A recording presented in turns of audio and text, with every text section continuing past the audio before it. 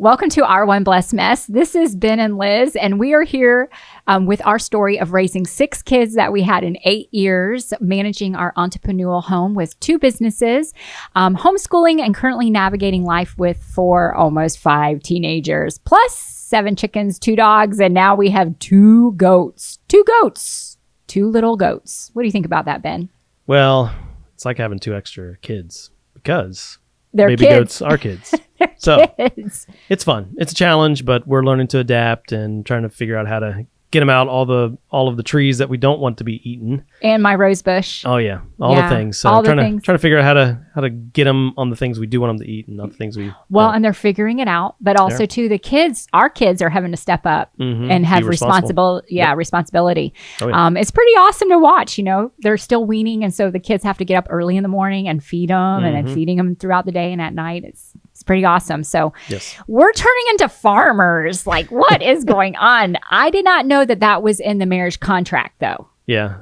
Well, I didn't know that. It's because we're not busy enough. We just needed to we needed more things. Yep. Yes. Let's just have some more. Yeah. Why not? So with that being said, let's just throw in a very hot topic because this is something that is near to dear in our hearts. So what are we talking about today, Ben? We're talking about the importance of travel. Woo. And we're going to frame it within the family context like we do most things. But travel is one of those things that both Liz and I love to do. We love it. And so we don't have to argue about going on trips. It's actually one of our first priorities that we think about through the year as we plan.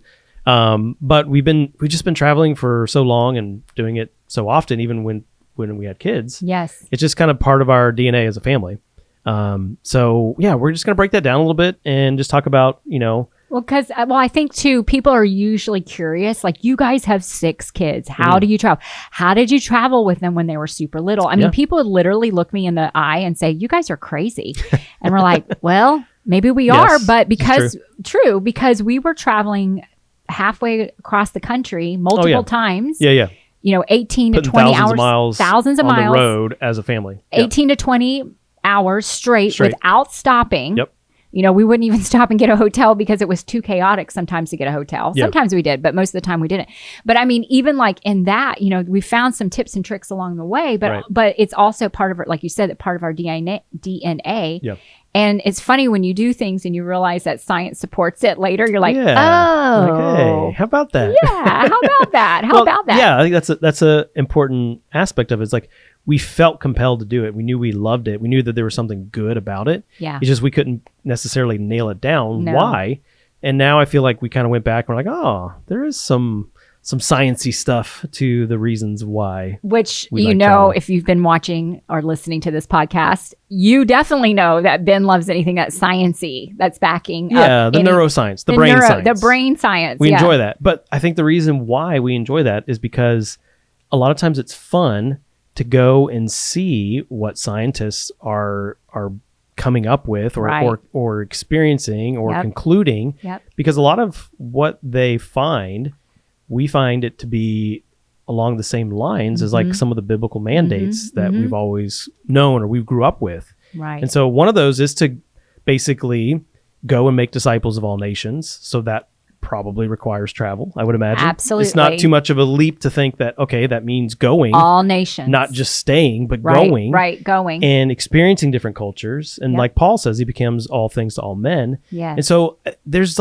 some biblical mandate, I guess you would call it, in this concept of travel. And, specifically from a mission standpoint.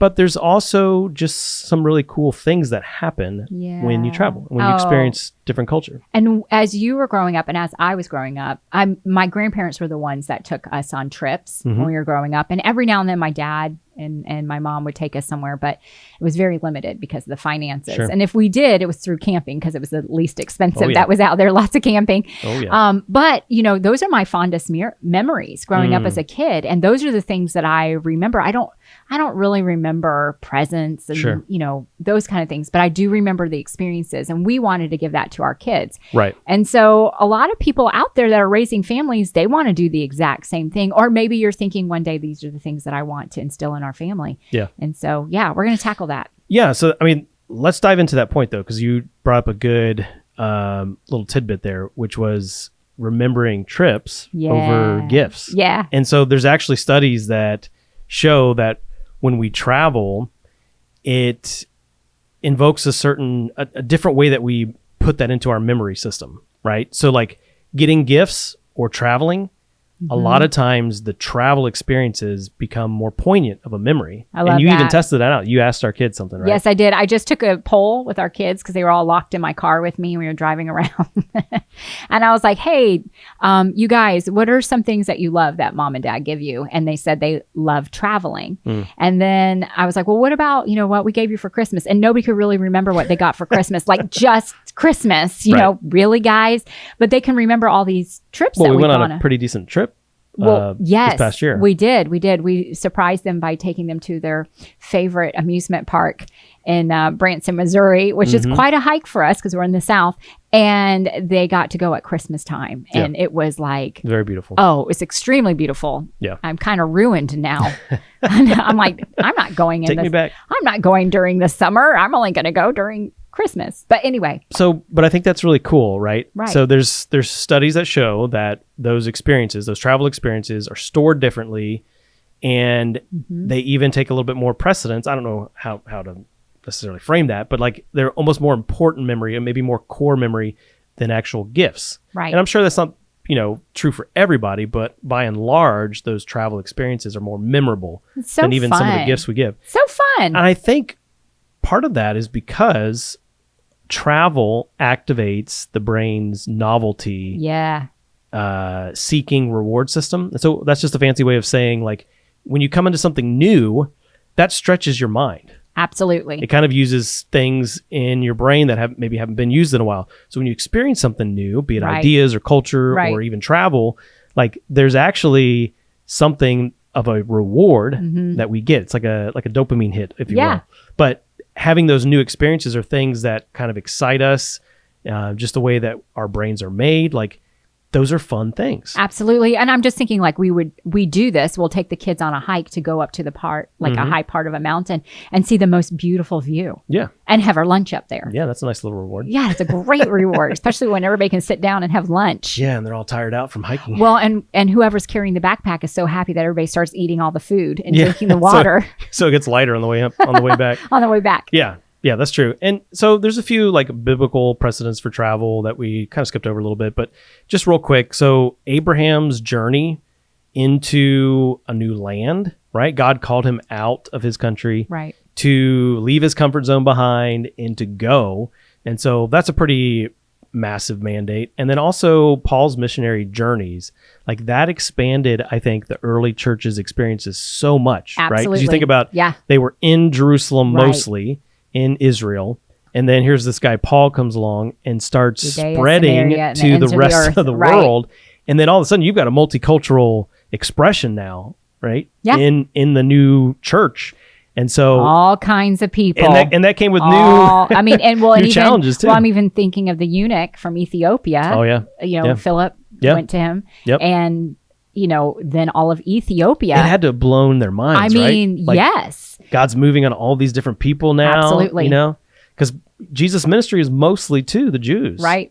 To the Jewish people. He even said that as like a precedence. Right. And so he sent them out to the households of Israel. Yep. And then all of a sudden it explodes and expands to all these other cultures. And that must have been fun. I would have loved to have been there. And challenging all the same challenging. time. Yeah. Still fun. Absolutely. So moving just a little bit along here, there's also this travel effect that is spoken about by the Columbia Business School of Research. And it shows that international travel increases cognitive flexibility and also makes us more agreeable. Isn't that great? That's pretty crazy. I feel like I should shake your hand. Here, just shake my hand. We're agreeable. I agree with you on this. Silly.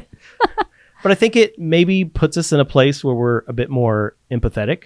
And we come into different people groups. Absolutely. And we start to see things through different lenses, maybe. Absolutely. But I think you have a bit of an interesting story of when we're traveling, where maybe you were more empathetic to someone who was trying to make a little bit of a joke.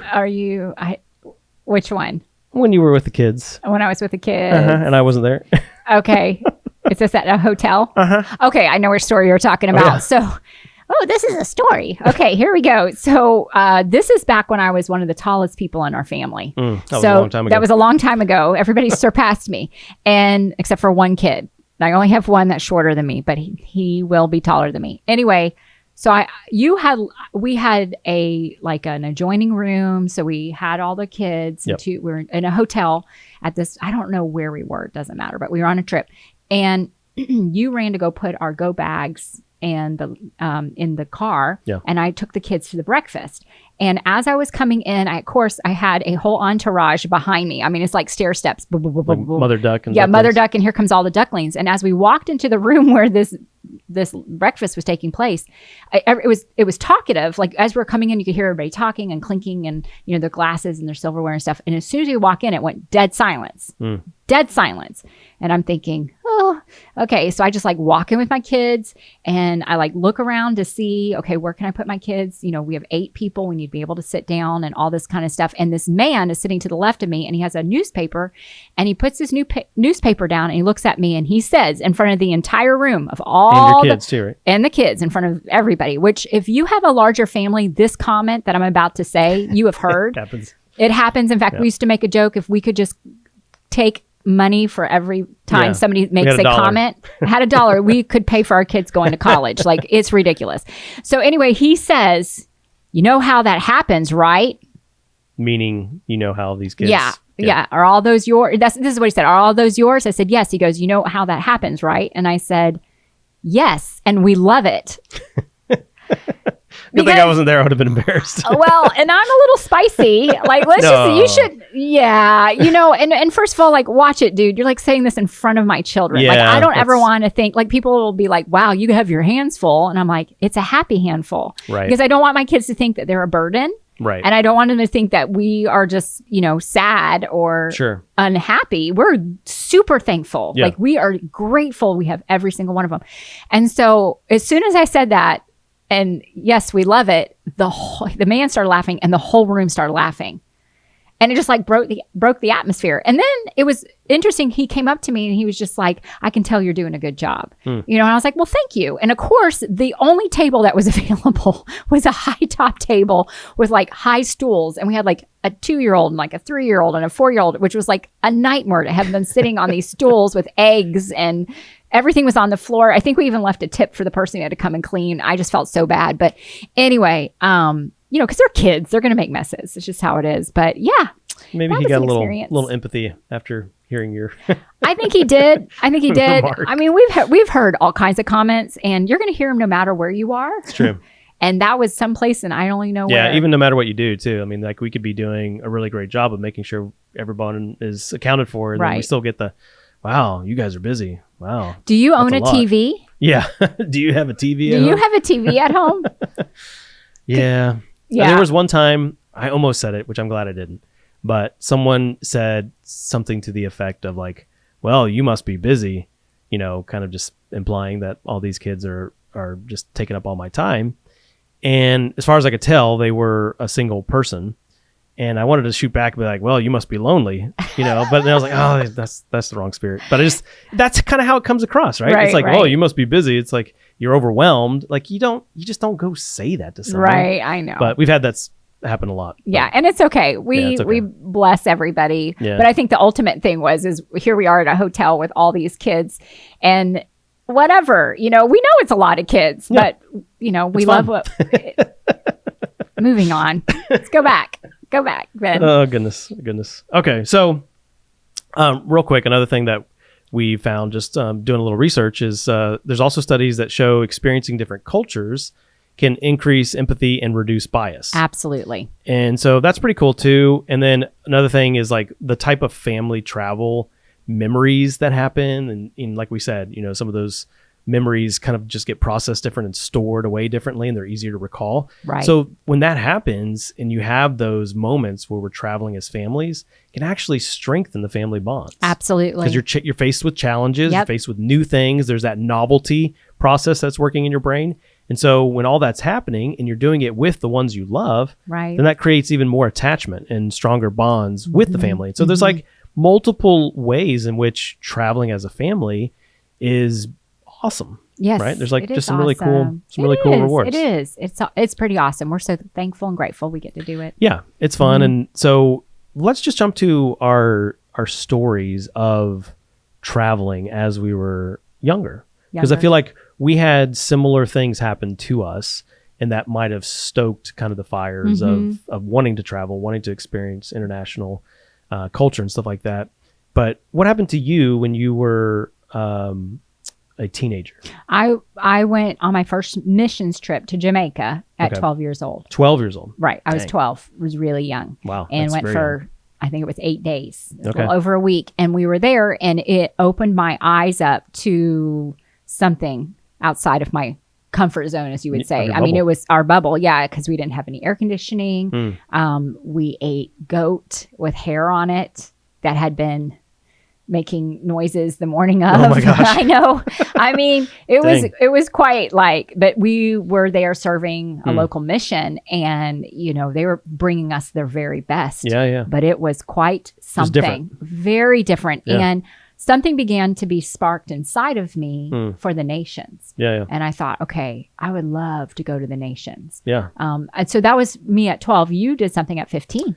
I did something at 15. So I was not kind of interested in doing international stuff. I guess I just, I was just a normal teen, not really on my radar.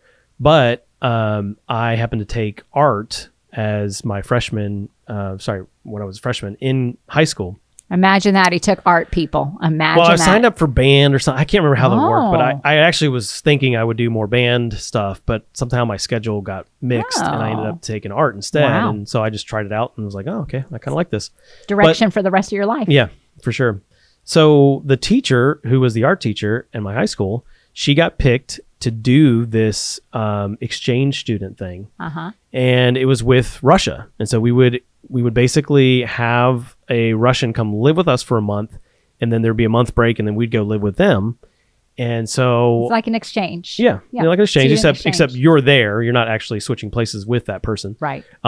So my parents let me go at 15, 15. which I don't think I would do with my 15-year-old. No. Especially in today's Russia, a little different, different. back in the 90s. But anyways, so I went, and man, it was mind blowing. First, it was mind blowing to have a Russian come live with me. Yeah. But the crazy thing about it was that he was very similar to me, like Right. similar humor, similar build, similar interests. Yep. And so it was just funny that happened. And we took him to Disney World, and we did some, some Yeah. things and some Florida things, took him to the beach and stuff. And then we go over there, and I went with 3 other students and the art teacher. And man, it was just such a wild experience. Didn't they have like a parade for you guys? It was so different. Like, I can't tell you how different it was when he came, and our high school basically announced it over the intercom. Hey, we have some Russian. internationals Yeah. that are going to be here for a month. Make them feel welcome. And that was like the extent of what we did to introduce him to our school. But when we got over there, they had the mayor of the town. Yep. They had a parade. They had like all this culinary just stuff ready for us to eat. I mean, it was like a smorgasbord, and like it was crazy. They had like a little speech and everything. And so they really like did it way up, and I think it was to impress us because they knew we were American, obviously, but it was just so cool to see a different culture and to experience that. I mean, I felt so changed afterwards. It was like I was enlightened, really. Right. And I You wasn't didn't have hot showers. Yeah. And There's a the lot of things I winter. didn't have when we were over there, Winter. which also was kind of mind blowing because then you realize how good you have it. Exactly. Especially Yep. when you experience different cultures that might not be as affluent. Yep. And so this culture wasn't, Mm-hmm. but they were still very proud people, not proud in the bad sense, but proud of their culture and proud of their hospitality, which I got to take part of. And it was amazing. It just was so mind blowing. Here I am, a 15-year-old, little punk 15-year-old, thinks he's on the top of the world, and then be able to see such a unique difference from what I've experienced thus far in life. It was really, really cool. That's really amazing. eye-opening. I love it. I know. Yeah. I was just remembering when we went to Jamaica where we were in the missions, like there was kids that didn't have shoes and it was eye-opening. Yeah. Very imprinted on me at a very young age. Yeah. And when you don't have things like hot showers, right, Yeah. for a long period of time, you really start to think, well, wow, I always took that for granted. Absolutely. But here I am halfway around the world, not having it. Like, man, there's some things that are really luxuries that we have here in the States, and not to make us feel bad about having them, but just to also be having that gratitude that comes along with it. Be like, man, thank you, Lord, that we actually get to have some of this stuff and we don't take it for granted. That's right. That's the main thing. That's right. That's right. Yeah. Yep. And then I had a really awesome experience where I got to go to the Middle East for 2 years. And you lived there. I lived there. You lived in the Middle East for 2 years. With my That's sister. crazy. How old were you? I was 19. She was 18. Whew. Yeah. Man. We got to go work in a coffee shop. And that's like our two oldest going over there. Can you imagine? Nope. I mean, I would if it was to be. But I look back at that and I go, wow. And all of our roommates were from other parts of the world. It's a very where we were at, it's very international. So we had so many tourists and internationals and other nations. And it really opened my eyes up to, what we have in America and what is available in the rest of the world. And I still have many good friendships that I had there that we stay in contact, from different ones. And even though I haven't seen them in, 25 years plus longer. Yeah. No longer. It's got to be like 27 years. Woo! That makes me old. But it's still like there's this special bond with us because we experienced so many things together. And it was just amazing for me because in the Middle East, I was able to go into Europe. I did go to Egypt. I was able to go and travel, other countries. And because I'd made friends, I went and visited them in other countries. And it was just really neat. Even recently, when you and I were traveling last year overseas, we came in contact with somebody that was a friend from those days that I haven't seen. I haven't seen since, and it was like crazy because you guys picked up just we like just picked right up. Yeah. And I mean, oceans apart, worlds apart, we've both gotten married. We've moved, different places in our life, but it's just, it was so good how both my sister and my other sister ended up coming. So myself and my other two sisters, we, got to experience that. And it just opened my eyes up to what's out there, and the new experiences. And we got to do all kinds of crazy, amazing things. I mean, we went spelunking. You probably did some things you shouldn't have done. My mom's going to listen to this. Maybe not. I'm just kidding. It was all good. But I mean, it was like, we're in parts of the world that maybe weren't the safest. Yeah. Especially being a And you girl. went around some barriers or something like that. I remember a few stories. Yeah, there's some things, but yeah, I mean, we were teenagers, young kids, and we were with other young kids too, from around the world. And it was neat too. One of the things that I loved is that no matter where people were coming from around the world, they're still people. Like they still have their fears. They still have their challenges. They're still, it's not like I'm not the only one. They do too. And even when we were traveling last year overseas, we were around many different languages. We were not just around English. And so watching these parents with these little kids, because you and I have raised little kids and just watching these kids have serious meltdowns because the mom broke the cookie in half. And I don't speak their language. I don't even know where they're from. And I'm listening.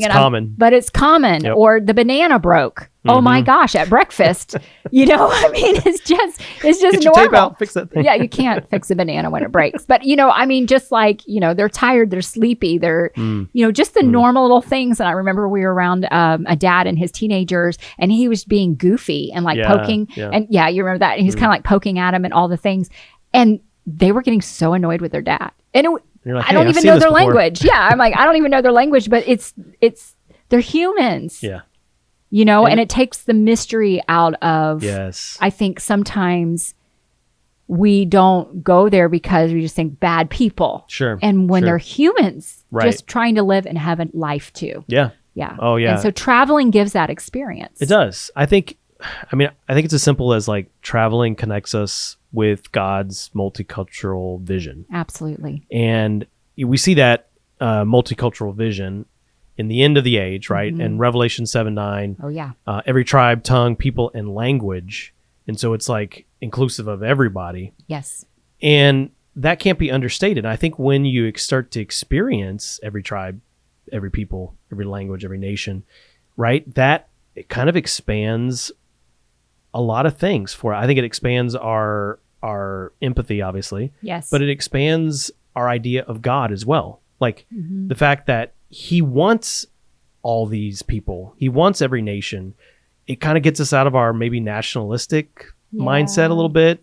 And not that you shouldn't be a patriot, but like if you only think about your nation, you don't consider that God loves the nations of the earth, then you can kind of short circuit some of who God is. So I think we have to keep our minds open. I think it's really good to experience other nations, other people groups. And there's even something that happened in Mark, I think that perfectly illustrates this. Jesus, when he comes and he clears the money changers. Oh, yes. That's on the chosen. Yeah, that's intense. Yes. And so here, like Jesus, who's our kind of the epitome of peace, what we think of, I guess, Prince of Peace. I don't know. He's like driving these people out. Yep, money right? changers and like with a whip. Yep. Like that kind of rattles us a little bit. We're like, oh, whoa, what's going on here, Jesus? But look at what he says. And this is in Mark, which is funny because Mark has this little extra piece, whereas Matthew and Luke, I don't think has this extra piece. But it's when he's driving them out, he says, is it not written, my house will be called a house of prayer for all nations? That for all nations piece is Gentiles. Specific to Mark. Yeah, but that's where the money changing was happening, was in the court of the Gentiles. Right. So it wasn't just the fact that there was the money changing going on and it was becoming this place of business. Like that was bad. But I think what was even worse is that it was stopping the Gentiles from coming and worshiping like they should be able to in the temple. And so that reference to my house should be called a house of prayer of all nations goes back to Isaiah. And so that's what's super important, is like connecting our heart to that piece, to know that God wants to be inclusive of all the nations and to be able to give them a way to worship. So it's important. It's important that we kind of keep our minds open to including all nations in that piece. Yes. Yes. And what a place to be. We went to Israel. You and I. Yeah. We did. We had got a to good travel time. there. That was amazing. That was it was awesome amazing. Trip. Yes. Yeah. All my Hebrews started coming back. Yeah. All mine did too, which is very little. So it wasn't a feat or anything. But yeah, let's talk just a little bit about, so when we were newly married and we were raising our family, we didn't really get to travel a ton internationally. We traveled around the U.S. quite a bit. But what was cool about where the kids grew up and being part of a ministry that was multicultural is that we had tons of nations come to us. Yes. And that was a beautiful revelation, because as a mom, having these little ones and feeling like my heart is in the nations, and I had been so in touch and going to different countries and all these things. And then all of a sudden it was like we get married and all that stops. Yeah. And I remember when the Lord gave me this revelation and he said, I'm going to bring the nations to you. And that was beautiful, because it wasn't us stepping into these nations, but these people were coming and sitting at our kitchen table. They were sleeping in our spare bedroom. They were staying with us. I mean, we had many from all over the world. Well, we had 3 sets of Germans. We had an Egyptian. Yeah. We had someone from South America. Yeah. I mean, and that's not including who would just come to our house to eat with us. That's who stayed with us. Yeah, that's who actually for an ample times. amount of time. Yeah. And even some repeating, coming back. And we've developed friendships with them. And it was just so beautiful, because it gave our children that opportunity to see, like, they're speaking in another language. Yes. That they're loving, and also too, for some of them that were coming and sitting at our kitchen table and having dinner with us, it was healing to their hearts, because kids in a way soften. They do. No matter what nationality you are. They do. And like some of these people too, they weren't the same denomination that we grew up in. No. Right? It was amazing. Some of them were even like pretty drastically different. I mean, we had Catholic and we had just all kinds. A Coptic. Yeah, we had a Coptic coming. I can't remember, Coptic something. Egyptian. But, Egyptian. But it was just neat to like, man, you kind of give up some of your bias about what you think about these different sects or these different denominations and just connect with people that still love the Lord. Absolutely. Like that was so fun. Yep. Just being able to have kind of that unique experience with different people. For our kids to have that. Yes. Yeah, That was really cool. The kids. When they got home to their countries, they mailed little gifts to our kids. Yes. And so, the kids got really neat things. Remember the German candy that we got from our German friends? Well, I'm also thinking from Korea and Cambodia and just like yeah. these little people we had blessed, having them sit at our table. Right. And they're like, you blessed me, letting me come into your home. And so it was just neat. And I love culture. Like you love culture and we love learning about culture. And we do. Some of our kids prefer it more than others, Sure. but it's all about, it's within this context of travel. It's giving them that experience. Yeah. And there is even a little research that shows like when kids are exposed to different like faith expressions, then it can actually develop stronger personal faith in them. And so specifically, I mean like different faith expressions within our faith, right? So within Christianity, when they see people who express the love for the Lord in slightly different ways, I think it expands their view of the Lord, expands their own relationship with the Lord. And it's a really neat like side effect. I'm just smiling because I'm thinking like how on Easter and Christmas we've done some different church services, different denominations, and some were better than others. And the kids are like, "Save me!" Yeah, we had one time where they're like, "We don't ever want to go back there." Well, it was only because it was so late at night and they were so tired and it was so long. Even I was falling asleep. I was like, "This is long," but anyway. But I'm thinking of even like Christmas Eve service. Yes, it's so wonderful, so beautiful. We love it. We love it. It's totally out of our normal but tradition. It's good for the kids. It is. And for us. I mean, we draw closer to the Lord and it's good to be with other believers in the city. So anyway, all right. There's a C.S. Lewis quote that I won't go through because it's super long. It is very long. He started reading it to me and I started glassing over and I was like, and then he says out of his own mouth, I will shorten it. I won't keep it so long. It. So by the way, this is my gift to you.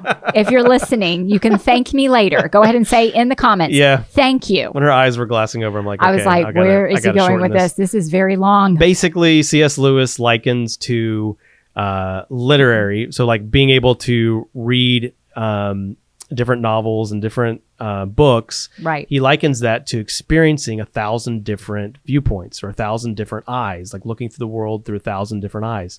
And he's saying like it's a prison to just limit ourselves to our own perspectives. Mm-hmm. And I thought that's so deep. And I'm like, man, travel is kind of like that. You kind of break out of your bubble or your prison, if you will. I don't want to make it sound so terrible, but you break out of your bubble and it's a way to rub shoulders, to have novel experiences and to see the world through a different set of eyes.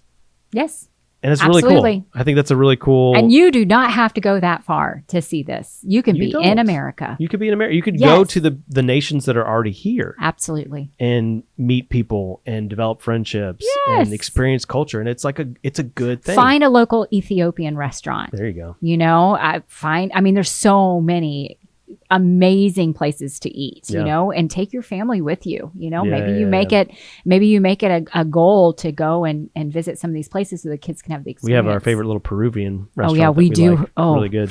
Oh, it's pricey. What's that coconut con leche thing? Oh, it's so good. It's so good. And of course, every server we ever get is awesome. You and I are asking questions. Yes. We want to know their story and how they came here to America and all this stuff. But anyway, okay. It's really cool. Yeah, it's fun. One thing I think is kind of interesting to note is Christianity, the percentage of where Christians live in the globe has shifted over the last several hundred years. Mm-hmm.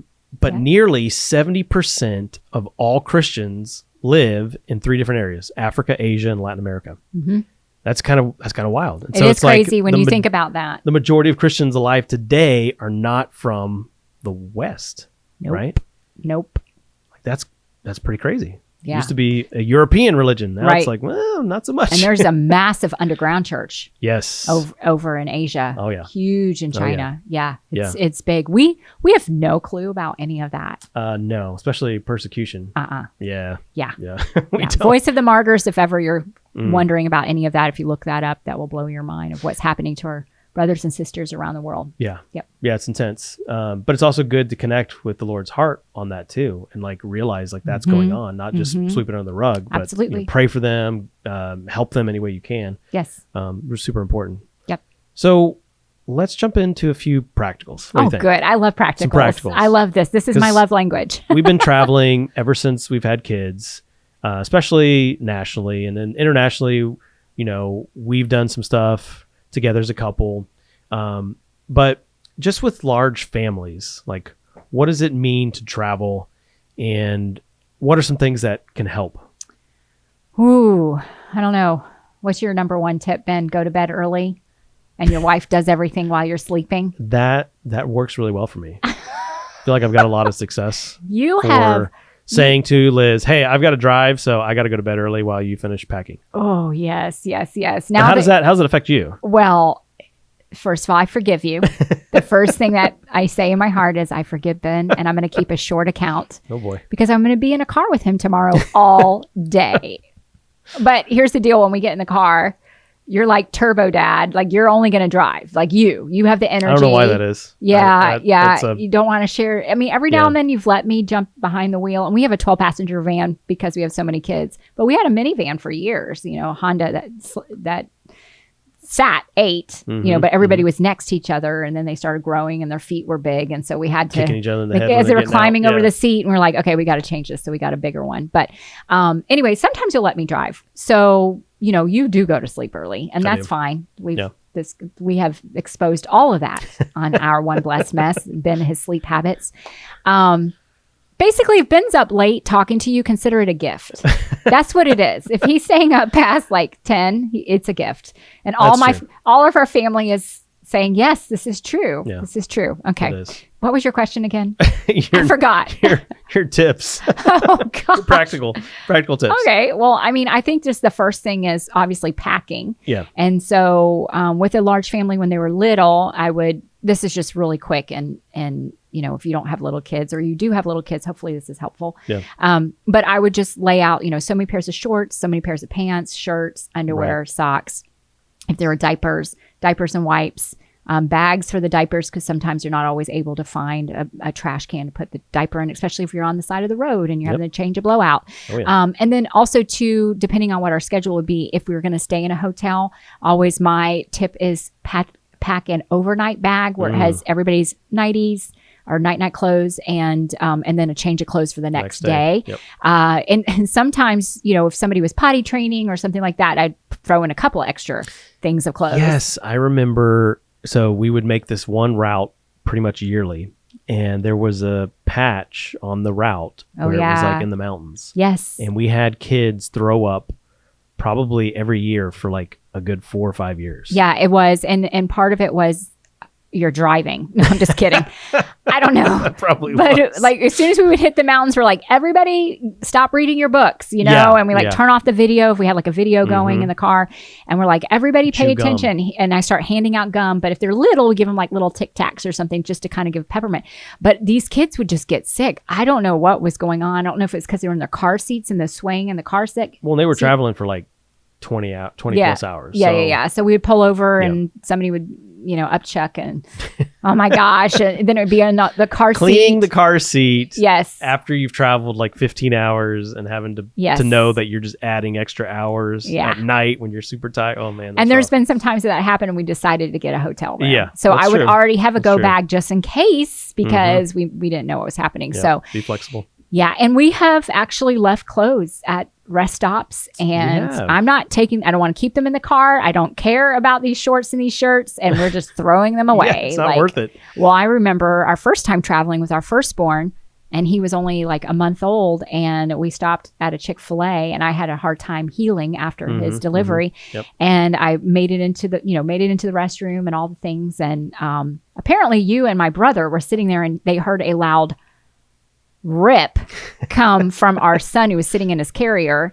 And what did you think? You thought, oh, that's probably a blowout. We're like, that's a poop. And then he kept going, and we're like, oh yeah, I don't think we should change that. We should let mom handle that. Yeah. So I come out of the bathroom still healing from having a baby, tired and all the things. Well, you're just such an expert at that thing. And I'm like, all right, guys, let's go. And then you're like, I think Elisha did something. And I'm like, what? And so I go over. The kid has it from the top of his head down to his feet. And they let it happen. Onesie. And just marinating in that onesie. I just threw that thing away. And still to this day, whenever we pass that particular Chick-fil-A, somewhere in Alabama, I always say, and that is where we threw away his onesie. And so anyway, all that to say, just have... It's very on brand, our 1BM. Yeah, our 1BM. So just keep a practical change of clothes there. And then I'm just going to go through some of these that I wrote down real fast. Having a cooler with food. We've had different allergies, gluten issues, things like that, dairy issues. Oh man, and so, eating on the road is hard. Yes, it can be. And we do not like fast food so much. We just don't eat like that. Yeah. And so when we're traveling, we don't really want to eat like that. So we've done things like, I'll have like bags of carrots and cut up cucumbers and have like rolled up, lunch meat, healthy lunch meat, or, handing out pieces of rolls, like Hawaiian rolls or something like that. So we're not just eating fried food and nuggets and greasy hamburgers. Yeah. Even if we don't have that on us, and if we're running out, we'll stop at a Walmart or a grocery store, and I'll run in and just quickly get supplies instead of going somewhere for fast food. Yeah, well, and it saves our family a lot of money by doing that. And we will stop at like a Panera or something like that often, to maybe go and get like soup if it's it helps me also be able to drive longer too. Like if I'm not filling up on, burgers and fries and fried foods, like I can actually feel more awake when I'm traveling. And you're not getting food poisoning, which we've had. Oh gosh. We've had food poisoning. On trips. And, that's no fun when it hits everybody at the same time. And we all got food poisoning from said restaurant, and I'll just leave that there. Okay, so with little ones, real quick, this is something I always did, is I always had a busy bag, and they each had their own busy bag. I just found them like in a dollar section of a Target or a Walmart, and really in the busy bag was like coloring books, crayons. I'd have like magnetic toys, little cars, little stuffed animals, things in there to just kind of keep them busy. And we can exchange the busy bags. Of course, we didn't exchange the coloring books because then it would be like pandemonium, like, oh my gosh, that's mine. But we did that, or I did that. And then also I had like little snack bags in there. So, they could eat their little carrots or their little goldfish or whatever it was, Cheez-Its, something that they had in there, the grapes and things like that, to kind of keep the trip going. And I would also make sure that I was handing them out, like the snacks, spaced out, because some kids could down all those snacks within the first 5 minutes of the trip. And you're like, we just left at 5 a.m. and it's only 5:30. They're all done. The other thing is a lot of times some people can do this. They travel through the night. We've always chosen not to travel through the night. We tried. We did one time. Yeah, we tried to drive through the night, and we did okay. But our son didn't. Our oldest son, he just, every time the lights from oncoming cars would, hit his eyes, windows, he would just wake up, and he was not happy camper. So we felt that we should probably give up on that idea. But some people can do that. We have friends that do that with big families. They drive through the night, especially with multiple drivers, that you have older kids. They can help with the, all that. But we don't. We just get up early and we drive through the day, and then we finish at night wherever we're going. So that's typically how we do it. And then the last thing is audiobooks. And I just felt like this should go in there because it just keeps the trip short. Yeah. We've gone through an entire audiobook sometimes, like in our long travel stints, and the kids actually lock in pretty good. I mean, you got to do things that are age appropriate, but we've done Odyssey. We did the Wing Feather Saga. All of the Wing Feather we've done. Green Ember. We did all of those. We've done the Lamplighters. Lamplighters has some really great audiobooks, and those stories are from written 100, 150 years ago. And there's some of these really good stuff, actually. Yeah, some of these books are lost. And so Lamplighter has found them. You can find them in print, or you can get them on audio. And we love listening to those. The kids, and there's, incredible stories of faith. Really cool stories, actually. And a lot of them are non-fictional. Yeah. But we just never hear about these things. So Lamplighter is a great resource. And now that they're older, we will listen to Brant Hansen. Yes. But he's fun and he's funny. My kids are actually enjoying him. So that's really fun. Even the youngest, he's 10. He's listening and he's getting it. Yeah. So I just feel like that helps. Yeah. It helps the time pass. It does. It really helps. Does. Yeah. It helps with boredom. So just a few strategies when it comes to budget, right? We understand that travel can be expensive. So it's expensive, especially for larger families. Yes, it is. So there's some things you can do to kind of help that, right? So we just talked about a few tips on actually being in the car, what to do, and how to make that go easier. But strategies for actually budgeting. One of the things that we like to do is we like to plan trips with other families, because that starts to open up your housing to Yes. the Airbnb kind of realm where Uh-huh. you can find actually pretty decent deals for a bunch of people packed into one place. So a lot of times people get the idea to rent their homes, and we just stayed in one recently in Washington, D.C. We had 2 extra families with us Yep. when we went, and we were able to find a pretty good price. Like it would have been way better when compared to hotels. Oh, if you looked at we per had stayed person. if we had stayed at a hotel, it was going to be astronomical Yeah. for our family. Unbelievably. But because we expensive. had, how many people was that? It was a lot of people. 12, 16. 16. Because we had Yeah. 16 people, we were able to find a home. Half of them are our family, but That's true. It's 8 of them all were right. from us. But yeah, so we're able to unlock kind of like a different price point because we say so. Obviously, you got to find people that you enjoy to travel with, which we do. compatible. We have that. Yeah. And we love that. We will get a hotel, but for our family in this size, we can't get 1 room. We have to get 2 Yeah. rooms. So, for us to avoid a hotel is wise. Right. But we do Airbnbs all the time or Vrbo. We find all kinds of great deals. Yeah. Especially in the off season. That's another thing. yes. The advantage of off season travel, you really find some cool stuff. So even here near the coast where we live, like there's some times where we go find a place that's on the beach, and because it's Off season. off season, it's like half price. Yep. And so that's really great because we actually enjoy going to the beach during the off season. We like kind of a little bit of the cooler months. It's just fun. Yeah, July is so hot. Yeah, it's very hot to go to the beach. But so that's another thing too, is like being able to look at the off season stuff, try to plan around that. And then another quick tip, like this shouldn't come as any surprise, but if you can meal plan and just avoid spending all your money traveling at restaurants, that's crazy, right? Especially when you have bigger families, you can do like the bulk stuff. You go through a Costco if you're nearby. Like we just did Sam's. this in DC. Yep. We were able to go kind of load up on all this stuff and then cook for 16 people. And then, you might even have some Breakfast leftovers, and dinner. right? Yeah, and breakfast and dinner. And then we did lunch kind of out and about, but we did breakfast and dinner. We packed our lunches. Yeah. Yep. So it's just easier it's better, I think, to spend your money on the actual, places you want to go and see, and not just all on the food. Absolutely. And it's budget friendly. Yeah. Because the amount of money that you would spend eating at home is just what you're going to spend when you're out. I love how always they say, basically, when I travel with my family, it's just I am eating in a different location, what I usually eat, or I'm in a different location arguing with my family. No, That just changes the scenery. But you know what? When we were traveling with like other families, I was just remembering over the summer, we had 5 families. We rented a larger house. I mean, there's homes out there that will sleep 25 to 30 people comfortably. Yeah. Everybody had a bed, their own bedrooms. Right. Most of the bedrooms had their own restrooms. Yeah. Like in it, beautiful. We had a game room and a hot tub, and there's a pool, 2 pools. I mean, it was unbelievable. And the price point per family was very inexpensive. Right. But when we do those kind of things, every family is taking a different meal and is responsible for it. Yeah. So it's not like we all just go and split up the cost of all the groceries. Right. You can do it that way. Or the families bring their meal and that's what they're cooking for that night. So it's kind of like more of a family reunion type thing, but that's very budget friendly. Yeah. And it has worked many times for us. I mean, we travel a lot. The other thing that I'm thinking is in regards to traveling is that because you are an entrepreneur, I'm an entrepreneur, we can travel. Yeah. We literally can travel. And because we homeschool, we can pick our kids up. Right. They can do their schooling.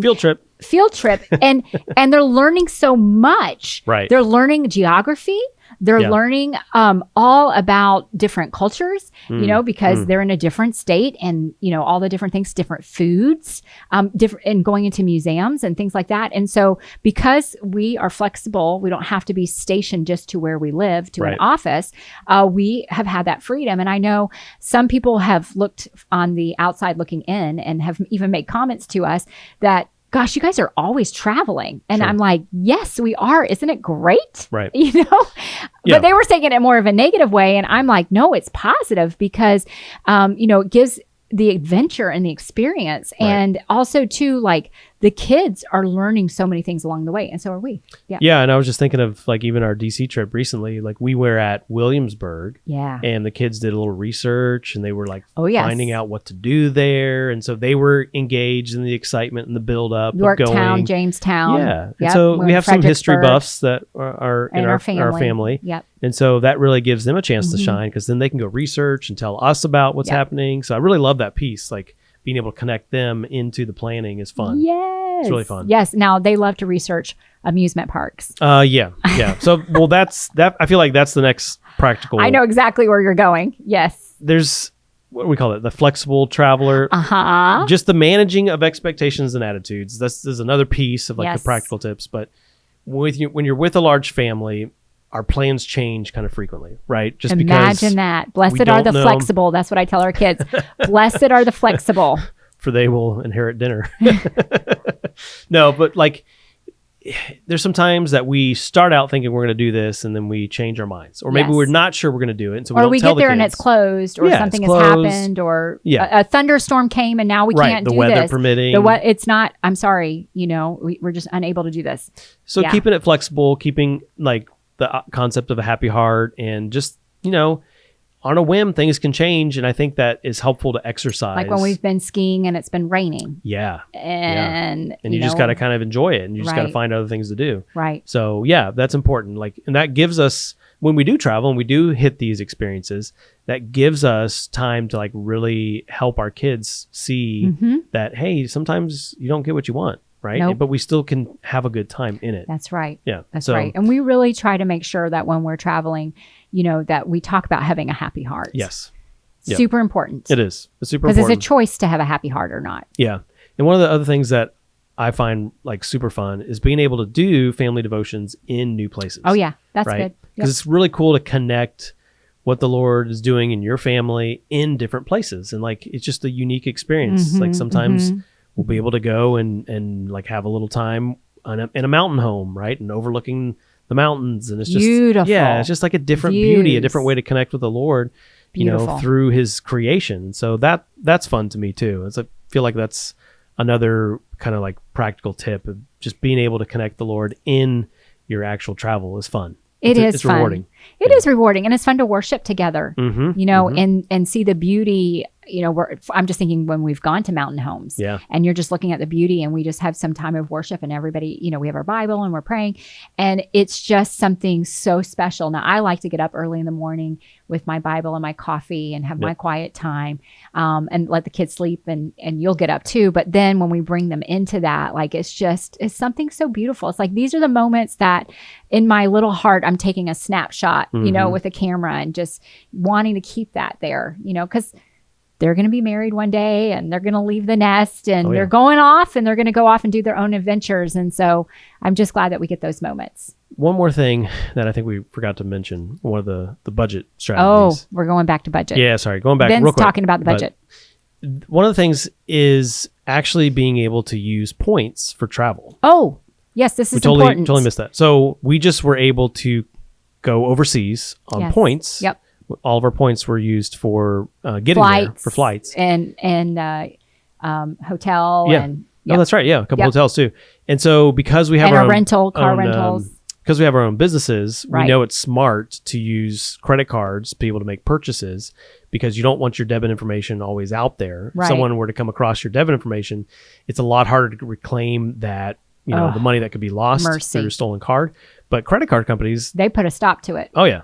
Well, and also too, because we have businesses, so that we could use those points. And we're not advocating that you go into debt to pay for your family travel. But if you already have something that is reoccurring, or and you pay comes it out every month, and you're able to pay it off every month, and you can manage that, great, because you can get a lot of rewards out of that. And so we have, we were able to reap the benefits of that. So that's another way to kind of have a budget strategy for some of the travel that you might want to do. I'm glad you put that in there. Yeah. Everybody needs to hear that. Yeah.